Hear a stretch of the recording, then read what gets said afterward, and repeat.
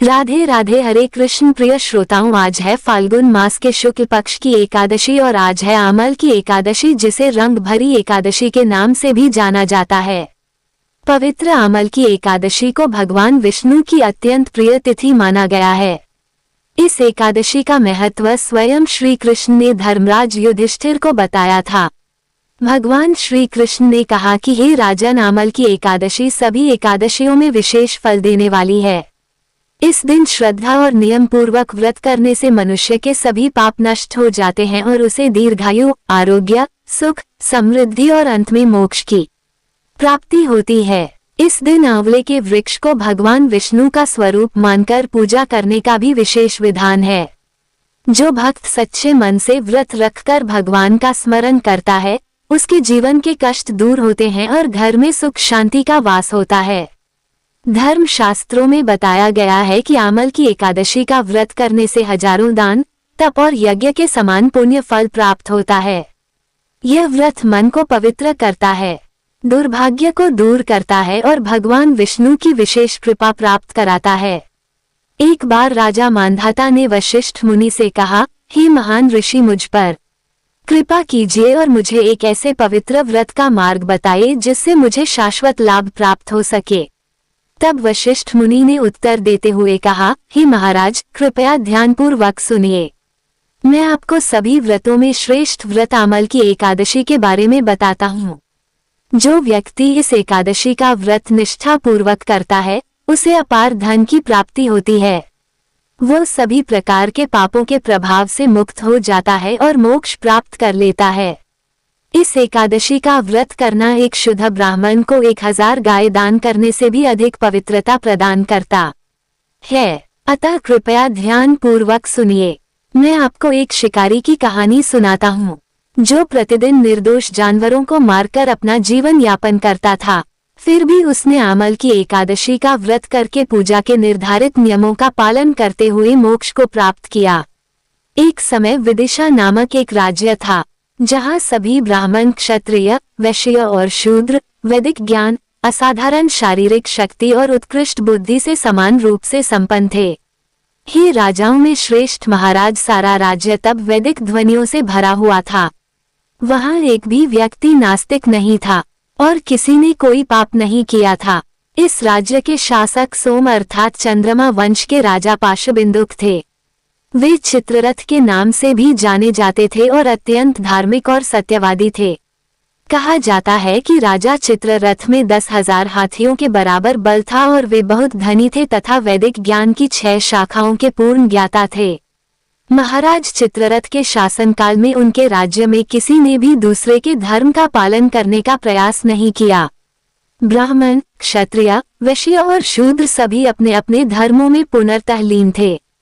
पूरे राज्य में ना तो कोई कंजूस था और ना ही कोई गरीब, ना कभी सूखा पड़ा, ना ही कभी बाढ़ आई। वास्तव में वह राज्य रोग मुक्त था और सभी स्वस्थ थे।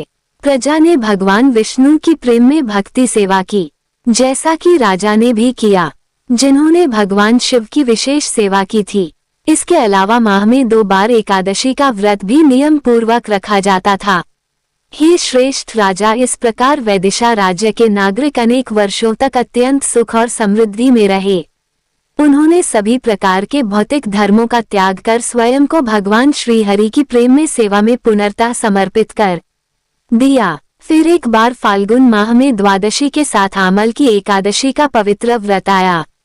राजा चित्ररथ ने यह महसूस किया कि यह विशेष व्रत विशेष रूप से लाभकारी होगा, इसलिए उन्होंने और विदिशा के सभी नागरिकों ने इस पवित्र एकादशी का बड़े ही कठिन नियमों से पालन किया और सभी नियमों और वे नियमों का सावधानी पूर्वक अनुपालन किया। नदी में स्नान करने के बाद राजा और उनकी समस्त प्रजा भगवान विष्णु के मंदिर में गए, जहाँ की आंवले का एक वृक्ष था। सबसे पहले राजा और उनके प्रमुख ऋषियों ने वृक्ष को जल से भरा। एक पात्र, उत्तम छत्र, जूते, सोना, हीरे, मणि, माणिक, मोती, नीलम और सुगंधित धूप अर्पित की। फिर उन्होंने भगवान परशुराम की आराधना करते हुए प्रार्थना की कि हे भगवान परशुराम, हे रेणुका के पुत्र, हे सर्वप्रिय, हे संसार के मुक्तिदाता, कृपा करके इस पवित्र आंवले के नीचे आएं और हमारा विनम्र प्रणाम स्वीकार करें। इसके बाद उन्होंने आंवले के वृक्ष से प्रार्थना की, हे पवित्र आमल की, हे भगवान ब्रह्मा जी के पुत्र, आप समस्त प्रकार के पाप कर्मों का नाश कर सकते हैं। कृपया हमारा आदर पूर्वक प्रणाम और यह विनम्र भेद स्वीकार कीजिए। हे आमल की, आप वास्तव में ब्रह्म का स्वरूप है और एक समय स्वयं भगवान रामचंद्र ने भी आपकी आराधना की थी। इसलिए जो भी आपकी परिक्रमा करता है वो तुरंत अपने समस्त पापों से मुक्त हो जाता है। इन उत्तम प्रार्थनाओं के बाद राजा चित्ररथ और उनकी प्रजा एकादशी व्रत के नियमों के अनुसार रात भर जागते रहे और प्रार्थना और आराधना करते रहे। उपवास और प्रार्थना के इसी शुभ समय में एक अधार्मिक व्यक्ति भी सभा में आ गया, जो पशु वध करके अपना और अपने परिवार का पेट भरा करता था। थकान और पाप से ग्रस्त उस शिकारी ने राजा और वैदिशा नगर के नागरिकों को अनेक दीपों से जगमगाते सुंदरवन में रात भर जागकर उपवास करते हुए और भगवान विष्णु की आराधना करते हुए आमल की एकादशी का पालन करते हुए देखा। शिकारी पास ही छिप गया और यह सोचकर हैरान रह गया कि उसके सामने यह असाधारण दृश्य क्या है, यहाँ क्या हो रहा है। उसने सोचा, पवित्र आमल के वृक्ष के नीचे उस सुंदर वन में उसने जो देखा वो था भगवान दामोदर की मूर्ति की पूजा एक जल पात्र के आसन पर की जा रही थी और उसने भक्तों को भगवान कृष्ण के दिव्य रूपों और लीलाओं का वर्णन करते हुए पवित्र गीत गाते हुए सुना। स्वयं पर वश न रखते हुए निर्दोष पक्षियों और जानवरों का हत्यारा व कट्टर नास्तिक पूरी रात एकादशी उत्सव को देखते और भगवान की महिमा सुनते हुए विस्मय में ही डूबा रहा। फिर सूर्योदय के तुरंत बाद राजा और उनके शाही दल, जिनमें दरबारी ऋषि और सभी नागरिक शामिल थे, सभी ने एकादशी का व्रत पूरा किया और वे विदिशा नगर वापस लौट आए। उधर शिकारी अपनी कुटिया में लौटा और उसने प्रसन्नता पूर्वक भोजन किया। कुछ समय के बाद उस शिकारी की मृत्यु हो गई, लेकिन आमल की एकादशी के व्रत और भगवान की महिमा सुनने तथा एकादशी की रात जागरण करते रहने के कारण उसे जो पुण्य प्राप्त हुआ था उससे वह अनेक रथों, हाथियों, घोड़ों और सैनिकों से सुसज्जित एक महान राजा के रूप में पुनर्जन्म लेने के योग्य हो गया।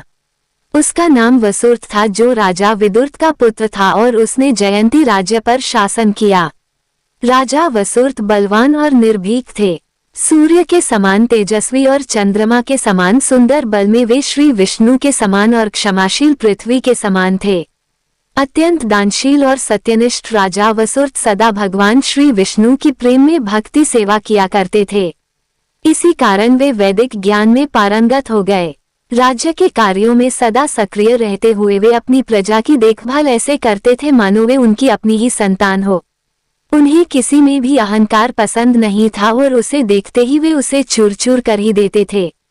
उन्होंने अनेक प्रकार के यज्ञ किए और सदा ये सुनिश्चित किया कि उनके राज्य के जरूरतमंदों को पर्याप्त दान मिलता रहे। फिर एक दिन जंगल में शिकार करते समय राजा वसुर्त अपना रास्ता भूल गए। कुछ देर भटकने के बाद थक कर वे एक वृक्ष के नीचे रुक गए और अपनी बाहों को तकिया बनाकर सो गए। जब वे सो रहे थे तभी कुछ बर्बर कबीले के लोग उनके पास आए और राजा के प्रति अपनी पुरानी शत्रुता को याद करके उन्हें मारने के विभिन्न तरीकों पर आपस में चर्चा करने लगे। क्योंकि उन्होंने हमारे पिता, माता, जीजा, पोते, भतीजे और चाचाओं को मार डाला, इसलिए हम जंगल में पागलों की तरह भटकने को विवश है। ऐसा कहकर वे राजा वसुरत को भाले, तलवार, बाण और रहस्यमय रस्सियों सहित विभिन्न हथियारों से मारने की तैयारी करने लगे। लेकिन इनमें से कोई भी घातक हथियार सोते हुए राजा को छू तक नहीं सका और जल्दी ही असभ्य कुत्ते खाने वाले कबीले के लोग भयभीत हो गए। उनके भाई ने उनकी शक्ति छीन ली और कुछ ही समय में वे अपनी बची कुची बुद्धि भी खो बैठे और मारे घबराहट और कमजोरी से लगभग मूर्छित से हो गए। अचानक राजा के शरीर से एक सुंदर स्त्री प्रकट हुई जिसने आदिवासियों को चौंका दिया। अनेक आभूषणों से सजी अद्भुत सुगंध बिखेरती, गले में उत्तम माला पहने, भयंकर क्रोध से तनीब है और धधकती लाल आंखें लिए वह मानो साक्षात मृत्यु प्रतीत हो रही थी। अपने धकते चक्र से उसने सोते हुए राजा को मारने का प्रयास करने वाले सभी आदिवासी शिकारियों को तुरंत मार गिराया। तभी राजा की नींद खुल गई और अपने चारों ओर मृत पड़े कबीले के लोगों को देखकर वह हैरान रह गया। उसने सोचा ये सब तो मेरे महान शत्रु थे, इन्हें इतनी बेरहमी से आखिर किसने मार डाला होगा? मेरा महान उपकारक कौन है? ठीक उसी क्षण उसने आकाश से एक आवाज सुनी। तुमने पूछा कि तुम्हारी सहायता किसने की? भला वो कौन है जो संकट में फंसे किसी भी व्यक्ति की सहायता कर सकता है? वो कोई और नहीं बल्कि श्री केशव हैं, जो भगवान है, जो बिना किसी स्वार्थ के उन सभी का उद्धार करते हैं जो उनकी शरण में आ जाते हैं। ये आकाशवाणी सुनकर राजा वसुर्त भगवान श्री केशव के प्रेम के प्रति अभिभूत हो गए और वे अपनी राजधानी में वापस लौट आए और वहां दूसरे राजा इंद्र की तरह बिना किसी बाधा के शासन करने लगे। कथा के अंत में वशिष्ठ मुनि राजा मांधाता से कहते हैं, हे राजन, जो कोई भी इस पवित्र आमल की एकादशी का पालन करता है वो निसंदेह भगवान विष्णु के सर्वोच्च धाम को प्राप्त करता है, क्योंकि इस परम पवित्र एकादशी व्रत के पालन से प्राप्त होने वाला धार्मिक पुण्य जो इतना अधिक है। इस प्रकार ब्रह्मांड पुराण से फाल्गुन शुक्ल एकादशी या आमल की एकादशी की महिमा का वर्णन समाप्त होता है। इस पवित्र एकादशी के दिन आंवले के वृक्ष की पूजा की जाती है। यदि आंवले का वृक्ष उपलब्ध न हो तो पवित्र तुलसी जी के पौधे की पूजा कर सकते हैं। साथ ही तुलसी जी के बीज बोकर उसे दीपक भी अर्पित कर सकते हैं। इस प्रकार आमल की एकादशी कथा का महात्म्य समाप्त होता है। यदि एकादशी की कथा के साथ गजेंद्र मोक्ष की कथा भी सुनी जाए तो सोने पर सुहागा हो जाता है। चलिए अब हम सभी मिलकर गजेंद्र मोक्ष की पावन कथा का भी श्रवण करते हैं। प्राचीन समय की बात है, द्रविड़ देश में एक पांडव वंशी राजा राज्य करते थे, जिनका नाम था इंद्रदुम्न। वे भगवान की आराधना में, भक्ति में ही अपना अधिकतर समय बिताया करते। यद्यपि उनके राज्य में चारों ओर सुख शांति थी, प्रजा प्रत्येक रीति से संतुष्ट थी, प्रसन्न थी, फिर भी राजा इंद्रदुम्न अपना समय राज कार्य में बहुत ही कम दे पाते थे। उनका कहना था कि भगवान विष्णु ही मेरे राज्य की व्यवस्था करते हैं, इसलिए वे अपने इष्ट परम प्रभु की उपासना में ही सदा लीन रहा करते थे। राजा इंद्रदुम्न के मन में आराध्य आराधना की लालसा बढ़ती ही चली गई। इस कारण एक बार वे राज्य को त्याग कर मलय पर्वत पर रहने लगे। तब उन्होंने अपना वेश तपस्वियों जैसा बना लिया। सिर के बाल बढ़कर जटा के रूप में हो गए थे और वे निरंतर परब्रह्म परमात्मा की आराधना में तल्लीन रहते। उनके मन और प्राण भी श्री हरि के चरण कमलों में मधुकर बने रहते। इसके अलावा उन्हें जगत की कोई भी वस्तु नहीं सुहाती थी। उन्हें राज्य, कोष, प्रजा तथा पत्नी आदि किसी प्राणी या पदार्थ की स्मृति ही नहीं होती थी। किसी की भी याद नहीं आती थी। एक बार की बात है, राजा इंद्रदुम्न प्रतिदिन की तरह स्नानादि से निवृत्त होकर सर्वसमर्थ प्रभु की उपासना में लीन थे। उन्हें बाहरी जगत का कुछ भी ध्यान नहीं था। संयोग से उसी समय महर्षि अगस्त्य अपने समस्त शिष्यों के साथ वहां पहुंच गए, लेकिन न पाथ्य, न अर्घ्य, न स्वागत। मौन वृत्ति राजा इंद्रदुम्न परम प्रभु के ध्यान में निमग्न थे, जिस कारण महर्षि अगस्त क्रोधित हो गए और उन्होंने क्रोधित होकर राजा इंद्रदुम्न को श्राप दे डाला कि इस राजा ने गुरुजनों से शिक्षा नहीं ग्रहण की है और अभिमानवश परोपकार से निवृत्त होकर यह मनमानी कर रहा है। ऋषियों का अपमान करने वाला ये राजा हाथी के समान जड़ बुद्धि है, इसलिए इसे घोर अज्ञानमय हाथी की योनि प्राप्त हो। महर्षि अगस्त्य भगवत भक्त इंद्रदुम्न को ये श्राप देकर वहां से चले गए। राजा इंद्रदुम्न ने भी इसे श्री भगवान का मंगलमय विधान समझकर प्रभु के चरणों में सिर रख दिया। क्षिराव में 10 सहस्त्र योजन लंबा चौड़ा और ऊंचा त्रिकुट नामक पर्वत था। वो पर्वत अत्यंत सुंदर और श्रेष्ठ था। उस पर्वतराज त्रिकुट की तराई में ऋतु नामक भगवान वरुण का क्रीड़ा कानन था। उसके चारों ओर सुंदर दिव्य वृक्ष सुशोभित थे। वे वृक्ष सदा ही पुष्पों और फलों से लदे रहते थे। उसी क्रीड़ा कानन ऋतुमान के पास में पर्वत श्रेष्ठ त्रिकुट के गहन वन में हथनियों के साथ अत्यंत शक्तिशाली और अमित पराक्रमी गजेंद्र रहा करता था। एक बार की बात है, गजेंद्र अपने साथियों सहित प्यास लगने के कारण बहुत व्याकुल हो गया था। वो कमल की गंध से सुगंधित वायु को सूंघकर एक मन को लुभाने वाले विशाल सरोवर के तट पर जा पहुंचा।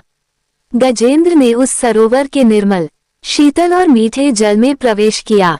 पहले तो उसने जल पीकर अपनी प्यास बुझाई, फिर उसी जल में स्नान कर उसने अपनी थकान दूर की। इसके बाद उसने जल क्रीड़ा आरंभ कर दी। वो अपनी सूंड में जल भरकर उसकी फुहारों से हथनियों को स्नान कराने लगा। तभी अचानक गजेंद्र ने सूंड उठाकर चिल्लाना शुरू कर दिया।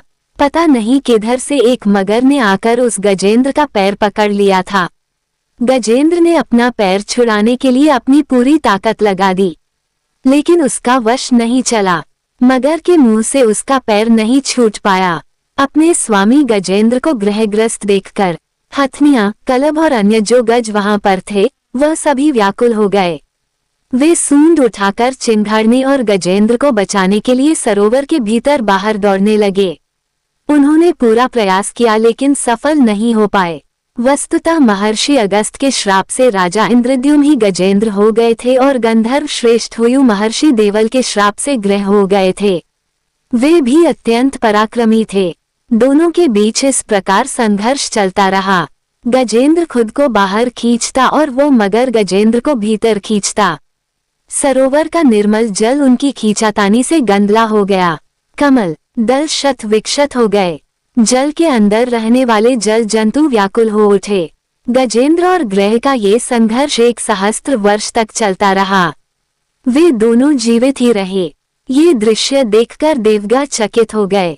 अंततः एक दिन गजेंद्र का शरीर कमजोर पड़ गया। उसके शरीर में शक्ति और मन में उत्साह नहीं रहा, किंतु जलचर होने के कारण ग्राह की शक्ति में कोई कमी ही नहीं आई। उसकी शक्ति बल्कि और बढ़ गई। वो नवीन उत्साह से और अधिक ताकत लगाकर गजेंद्र को पानी के अंदर खींचने लगा। असमर्थ गजेंद्र के प्राण अब संकट में पड़ गए। उसकी शक्ति और पराक्रम का अहंकार चूर चूर हो गया। वो पूरी तरह से निराश हो गया, किंतु पूर्व जन्म की निरंतर भगवत आराधना के फलस्वरूप उसे भगवान की स्मृति हो आई। उसने निश्चय किया कि मैं कराल काल के भय से चराचर प्राणियों के शरण या सर्व समर्थ प्रभु की शरण ग्रहण करता हूँ। इस निश्चय के साथ ही गजेंद्र मन को एकाग्र कर पूर्व जन्म में सीखे श्रेष्ठ स्तोत्र द्वारा परम प्रभु की स्तुति करने लगा। गजेंद्र की स्तुति सुनकर सर्वात्मा सर्वदेव रूप भगवान विष्णु प्रकट हो गए। गजेंद्र को पीड़ित देखकर भगवान विष्णु गरुड़ पर आरूढ़ होकर अत्यंत तेजी से उस सरोवर के तट पर जा पहुंचे। जब जीवन से निराश और पीड़ा से छटपटाते गजेंद्र ने हाथ में चक्र लिए गरुड़ पर विराजमान भगवान विष्णु को तीव्रता से अपनी ओर आते देखा तो उसने कमल का एक सुंदर पुष्प अपनी सूंड में लेकर ऊपर उठाया और बड़े कष्ट से कहा, नारायण हे जगत गुरु, हे भगवान, आपको नमस्कार है। गजेंद्र को इस प्रकार पीड़ित देखकर भगवान विष्णु गरुड़ की पीठ से कूद पड़े और गजेंद्र के साथ उस ग्रह अर्थात मगरमच्छ को भी सरोवर से बाहर खींच लाए और तुरंत ही अपने तीक्ष्ण चक्र से ग्रह का मुंह फाड़कर गजेंद्र को मुक्त कर दिया। ब्रह्मादि देवगण भी श्री हरि की प्रशंसा करते हुए उनके ऊपर स्वर्गिक पुष्पों की वर्षा करने लगे। सिद्ध और ऋषि महर्षि परब्रह्म भगवान विष्णु का गुणगान करने लगे, जय जयकार करने लगे। ग्रह दिव्य शरीरधारी हो गया। उसने श्री विष्णु के चरणों में सिर रखकर प्रणाम किया और भगवान विष्णु के गुणों की प्रशंसा करने लगा। भगवान विष्णु के मंगलमय वरद हस्त के स्पर्श से पाप मुक्त होकर अभिशप्त हुहु गंधर्व ने प्रभु की परिक्रमा की और उनके त्रैलोक्य वंदित चरण कमलों में प्रणाम कर वह अपने लोक को चला गया। भगवान विष्णु ने गजेंद्र का उद्धार कर उसे अपना पार्षद बना लिया। गंधर्व, सिद्ध और देवगण उनकी लीला का गान करने लगे। गजेंद्र की स्तुति से प्रसन्न होकर भगवान विष्णु ने सबके समक्ष कहा, प्यारे गजेंद्र, जो लोग ब्रह्म मुहूर्त में उठकर तुम्हारी की हुई स्तुति से मेरा स्तवन करेंगे उन्हें मैं मृत्यु के समय निर्मल बुद्धि का दान करूंगा। ऐसा कहकर भगवान विष्णु ने पार्षद रूप में गजेंद्र को साथ लिया और गरुड़ पर आरूढ़ होकर वे अपने दिव्य धाम को चले गए। ये थी गजेंद्र मोक्ष की कथा। अब सुनिए तुलसी माता की कथा। एक समय एक परिवार में नंद और भाभी साथ साथ रहा करती थी। नंद का विवाह अभी नहीं हुआ था। वह तुलसी जी के पौधे की बहुत सेवा करती थी। नियम से तुलसी को सींचती और दीपक जलाती थी, लेकिन उसकी भाभी को ये सारी बातें बिल्कुल भी पसंद नहीं थी। जब कभी उसकी भाभी को बहुत ज्यादा गुस्सा आता तब वो अपनी नंद को ताना देते हुए कहती कि जब तुम्हारा विवाह होगा तो मैं इस तुलसी को ही बारातियों को खाने को दूंगी और तुम्हारे दहेज में भी तुलसी ही दूंगी। तुम जब देखो तुलसी की ही सेवा करती रहती हो। कुछ समय बीत जाने पर नंद का विवाह तय हो गया। विवाह के दिन भाभी ने अपने कहे अनुसार बारातियों के सामने तुलसी का वो गमला फोड़ दिया जिसकी सेवा उसकी नंद किया करती थी और तुलसी के पत्ते खाने के लिए कहा। तुलसी जी की कृपा से वह फूटा हुआ गमला कई सारे स्वादिष्ट पकवानों में बदल गया। भाभी ने गहनों के नाम पर तुलसी की मंजरी से बने हुए गहने अपनी नंद को पहना दिए। देखते ही देखते तुलसी जी की मंजरी से बने वह गहने भी सुंदर सोने जवाहरात में बदल गए। इतना ही नहीं, भाभी ने मारे क्रोध के वस्त्रों के स्थान पर तुलसी का जनेऊ रख दिया और वह भी रेशमी और सुंदर वस्त्रों में बदल गया। अब जब ननंद अपनी ससुराल में पहुंची तो ससुराल में तो उसके दहेज की बहुत प्रशंसा हुई। ये बात भाभी के कानों तक भी पहुंची। उसे बहुत आश्चर्य हुआ। उसने सोचा कि उसने तो नंद के गहने, कपड़े और जनेर तक तुलसी जी के ही रखे थे, तुलसी की मंजरी रखी थी। ये सब जानकर भाभी को बहुत आश्चर्य हुआ। अब उसे तुलसी की पूजा का महत्व समझ में आ गया। उस भाभी की भी एक लड़की थी। वो तब अपनी बेटी से कहने लगी कि बेटी तुम भी तुलसी की सेवा किया करो, तुम्हें भी तुम्हारी बुआ की तरह फल मिलेगा। वो जबरदस्ती अपनी बेटी से तुलसी की सेवा करने को कहा करती, लेकिन लड़की का मन तो तुलसी की सेवा में लगता ही नहीं था। धीरे धीरे समय बीता। भाभी की लड़की बड़ी हो गई। अब उसके विवाह का समय आ गया। तब भाभी सोचने लगी कि जैसा व्यवहार मैंने अपनी ननंद के साथ किया था वैसे ही अब मैं अपनी बेटी के साथ भी करूंगी, तो ये भी गहनों से लग जाएगी और बारातियों को भी खाने में तरह तरह के पकवान मिलेंगे और ससुराल में भी इसे बहुत मान सम्मान मिलेगा। यही सोचकर भाभी बारातियों के सामने तुलसी का गमला फोड़ देती है, लेकिन इस बार गमले की मिट्टी मिट्टी ही रहती है। मंजरी और पत्ते भी अपने ही रूप में रहते हैं। जनेऊ ने भी अपना रूप नहीं बदला। और जब भाभी ने सभी बारातियों को खाने में तुलसी के पत्ते दिए तो ये देखकर सभी लोग और बाराती भी भाभी की बुराई करने लगे। भाभी ने लालच में आकर अपनी बेटी के दहेज में भी तुलसी के पत्ते और मंजरी आदि रख दिए थे। जब बेटी अपनी ससुराल पहुंची तो वहां पर भी उसकी बुराई ही हुई। भाभी गुस्से के मारे कभी भी अपनी नंद को नहीं बुलाती थी। एक दिन भाई ने सोचा कि मेरी पत्नी तो मेरी बहन को बुलाती नहीं है, क्यों ना मैं ही अपनी बहन से मिलकर आऊं। ये सोचकर उसने अपनी पत्नी से कहा और कुछ उपहार अपनी बहन के लिए ले जाने की बात कही। तो भाभी ने थैले में ज्वार भरकर कह दिया कि ये लो और कुछ नहीं है, तुम यही लेकर जाओ। तब भाई बहुत दुखी मन से अपनी बहन के पास चल दिया। रास्ते में वह सोचता रहा कि कोई भाई भला अपनी बहन के घर ज्वार कैसे लेकर जा सकता है। यही सोचकर वह एक गौशाला के पास रुक गया और ज्वार का वह थैला उसने एक गाय के सामने पलट दिया। तभी एक ग्वाले ने ये सब देख लिया। तब ग्वाले ने आकर भाई से कहा कि अरे आप गाय के सामने ये हीरे, मोती और सोना क्यों डाल रहे हो, इसे तो घास डालनी होती है। तब भाई ने देखा तो वो हैरान रह गया। फिर भाई ने ग्वाले को सारी बात बताई और धन लेकर खुशी खुशी अपनी बहन के घर चल दिया। दोनों भाई बहन एक दूसरे को देखकर बहुत प्रसन्न हो गए। तब बहन ने तुलसी माता से सच्चे मन से प्रार्थना की कि उसकी भाभी को सद्बुद्धि प्राप्त हो जाए और तुलसी माता की कृपा से उनके घर में सुख, समृद्धि और धन के भंडार भर जाए। तब कुछ दिनों के बाद देखते ही देखते भाभी का मन बदल गया और वह अपनी नंद को बहुत मान सम्मान देने लगी और अब वह भी सच्चे मन से तुलसी जी की सेवा करने लगी। तुलसी माता की कृपा से उनके घर में सुख समृद्धि के भंडार भर गए। उनके घर में अब कलह क्लेश नहीं होता था और सभी सुख से रहने लगे। प्रेम से बोलिए तुलसी माता की जय।